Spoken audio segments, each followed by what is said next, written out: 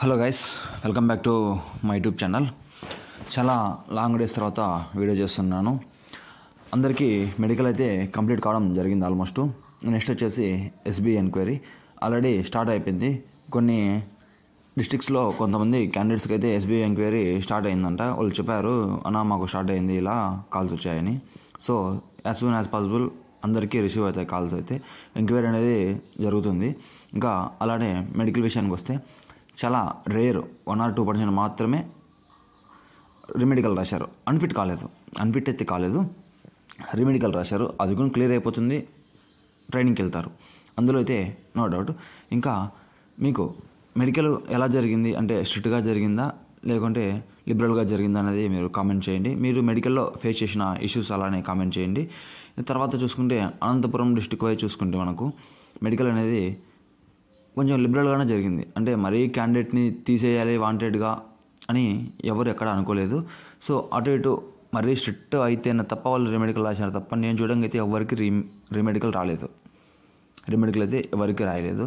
అందరికీ నార్మల్గానే చెక్ చేసుకుంటూ చూస్తూనే మళ్ళీ అంటే చూడనట్టు వదిలేస్తున్నారంటే వదిలేయలేదు. నీట్గా పిన్ టు పిన్ చెక్ చేసి పంపిస్తున్నారు. వాళ్ళు సైన్ చేయించి నీట్గా చేస్తున్నారు. తర్వాత ఇంకో బ్రదర్ కామెంట్ చేసిన మనకు వస్తే మనకు వీడియోలో, అన్న ఫస్ట్ లిస్ట్లో ఏమొచ్చింది, సెకండ్ లిస్ట్ సెకండ్ లిస్ట్ అంటే దీన్ని ఏమంటారు, మనకు వదిలేరు కదా లిస్టుని, మళ్ళీ తర్వాత రీమాడిఫై చేసిన తర్వాత అందులో నా నేమ్ లేదు. ఆ బ్రదర్ ఏదో కేటగిరీ చెప్పలేదు నాకు, బట్ నేమ్ లేదు. ఇప్పుడు ఎలా అంటున్నారు, కొన్ని డిస్ట్రిక్ట్స్లో బీసీడీనో సంథింగ్, బీసీఈనే అనుకుంటా, బీసీబీనో వాళ్లకు కట్ ఆఫ్లు ఫస్ట్ వదిలినప్పుడు రిజల్ట్ నేమ్స్ వచ్చాయి. తర్వాత ఏం జరిగిందంటే వాళ్ళు బోర్డు బయటకు ఏం చెప్పారంటే, అది అఫీషియల్ కావచ్చు అన్అఫీషియల్ కావచ్చు, మనకు వచ్చిన న్యూస్ ప్రకారం చూస్తే ఏం చెప్పారంటే ఏదో కొన్ని కారణాల వల్ల ఎర్రర్ వల్ల కట్ ఆఫ్ తప్పుగా పడిందంట ఆ కేటగిరీ ఒక్కరికి. ఆ డిస్టిక్లో 128 ఉన్న 130 సంథింగ్ ఏదో కట్ ఆఫ్ ఉంటే 103 ఎంతో 113 ఏదో పడిందంట బై మిస్టేక్గా. సో అలా సెలెక్ట్ అయిపోయారు క్యాండిడేట్స్. సో రీచెక్ చేసిన తర్వాత చూస్తే కట్ ఆఫ్ అది 103 కాదు 130 అని చెప్పారంట. సో అందువల్ల పోయింది. ఇప్పుడు ఈ అభ్యర్థి కోర్టుకు వెళ్ళినా ప్రయోజనాలు ఉంటాయంటే అది ఎగ్జాక్ట్గా చెప్పలేము మనం. లాస్ అయిన అభ్యర్థులు ఇలా చాలామంది వెళ్ళకపోయి ఉండొచ్చు. బట్ వెళ్ళిన వాడేమో చాలా బాధపడుతుంటాడు, వచ్చిన జాబ్ పోయింది అని చెప్పేసి. ఇది ఎవరి మిస్టేక్ అయినా కావచ్చు, బట్ ఏంటంటే తను ఒక హోప్తో ఉంటాడు జాబ్ వచ్చిందని చెప్పేసి. అలా కాదు కదా. సో కాబట్టి వెళ్తే కోర్టుకు వెళ్ళొచ్చు అలా ఎవరికైనా జరిగిందంటే.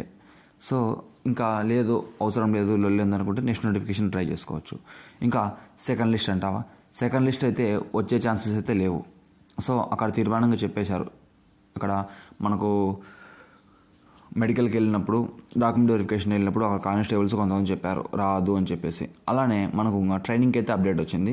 ఏపీఎస్పీ వాళ్ళు ఎవరైతే సెలెక్ట్ అయ్యారో వాళ్ళు విజయనగరంలో ట్రైనింగ్ ఉంటుందని చెప్పి అక్కడ మాకు ఆర్ఎస్ఐ చెప్పడం జరిగింది. అనంతపురంలో మెడికల్ అంతా కంప్లీట్ అయిపోయి బయటికి వచ్చిన తర్వాత సైన్ చేసి పంపించేటప్పుడు అతను వచ్చేసి అందరినీ గ్యాదర్ చేసి అక్కడ మాకు ఇచ్చిన ఇన్ఫర్మేషన్ అంటే అందరూ జాబ్కు సెలెక్ట్ అయ్యారు, హ్యాపీగా ఉంది. ఇంకా నెక్స్ట్ ట్రైనింగ్ ప్రాసెస్ ఉంటుంది. ఆ ట్రైనింగ్ ప్రాసెస్ అనేది ఫస్ట్ సివిల్ వాళ్ళకు స్టార్ట్ అవుతుంది. ఒక 15-20 డేస్ అటు ఇటు వెళ్ళి ఏపీఎస్పీ వాళ్ళకి స్టార్ట్ అవుతుంది. ఏపీఎస్పీ వాళ్ళకు మాత్రం విజయనగరంలో స్టార్ట్ అవుతుందని మాకైతే అప్డేట్ ఇవ్వడం జరిగింది. ఇంకా అది ఎగ్జాక్ట్గా అదే జరుగుతుందా అంటే అతని దగ్గర లిస్ట్ అయితే వచ్చిందంట. బట్ చిన్న చేంజెస్ ఉన్నాయి. అందరికీ విజయనగరం ఉంటుందంటే ఉండదు. హాఫ్ ఆఫ్ ది పీపుల్కి విజయనగరం ఉంటుంది, half of the people whereas ఇంకొక 2-3 బెటాలియన్లు రావచ్చు. ఇంకొకటి మనకు ఇది వచ్చిందంట, రెడ్డిపల్లి ఉంది కదా, అనంతపురం దగ్గర రెడ్డిపల్లి ఒక సెంట్రల్ జైల్, అక్కడ బెటాలియన్ ఉంది కదా, 15 బెటాలియన్ 14 సంథింగ్ ఏదో, ఆ బెటాలియన్లో ఉందంట. అక్కడ 210 మంది స్టూడెంట్స్ అయితే రావడం జరుగుతుందంట. వాళ్ళకి వచ్చిన అప్డేట్ ప్రకారం వాళ్ళు మాకు చెప్పారు, మేము అక్కడికి వెళ్ళి ఏంటి ఇన్ఫర్మేషను. ఇంకా వాళ్ళు చెప్పినది అయితే ఏపీఎస్పీ ఎవరికైతే జాబ్ వచ్చిందో, ఫ్యామిలీ వెల్ సెటిల్డ్, మా శాలరీ మీద డిపెండ్ అవ్వదు అని ఉన్నారో వాళ్ళు ఏపీఎస్పీకి అయితే వద్దు, బెటర్ జాబ్ చూసుకోండి. ది బెస్ట్ చదువు ఉంటే ఎడ్యుకేషన్తోనే వెళ్ళండి. పైన ఫ్యూచర్ ఉంటుంది కదా, ఇంకా వేరే జాబ్స్ వాటి చూసుకొని వెళ్ళండి. ఇటు సైడ్ అయితే అంత త్వరగా రావద్దు. సివిల్ వస్తే ఓకే వెళ్ళండి, బట్ ఏపీఎస్పీకి అయితే కొద్దిగా చూసి ఆలోచించుకొని రండి అని చెప్పి మాకు చెప్పడం జరిగింది. అందులో ఏమున్నా అయితే ఇంకా ఎగ్జాక్ట్గా అయితే చెప్పలేదు. డ్యూటీస్ పరంగా అయితే మాకు అంతా జస్ట్ ట్రైనింగ్ అయితే అక్కడ ఉంటుందని ఇన్ఫర్మేషన్ ఇచ్చారు. ఇంకా ఏదైనా అప్డేట్ కానీ వచ్చిందంటే డెఫినెట్గా నేను మీకు ఇస్తాను. ఎలాంటి డౌట్ ఉన్నా మీరు కామెంట్ చేయండి, డెఫినెట్గా మీకు రిప్లై ఇస్తాను. మీకు సపోర్ట్ చేస్తూ ఉంటాను ఆల్వేస్.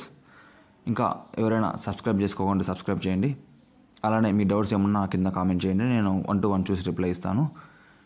అందరిది మెడికల్ కంప్లీట్ అయిందని అనుకుంటున్నాను. ఎవరైతే రీమెడికల్ పడిందో ఒకసారి వాళ్ళు నాకు కామెంట్ చేయండి. డెఫినెట్గా నేను వాళ్ళకు నెక్స్ట్ ప్రాసెస్ ఏం చేయాలో నేను చెప్తాను, ఎలా ఫిట్ అవ్వాలని కూడా చెప్తాను నేను. Thank you very much.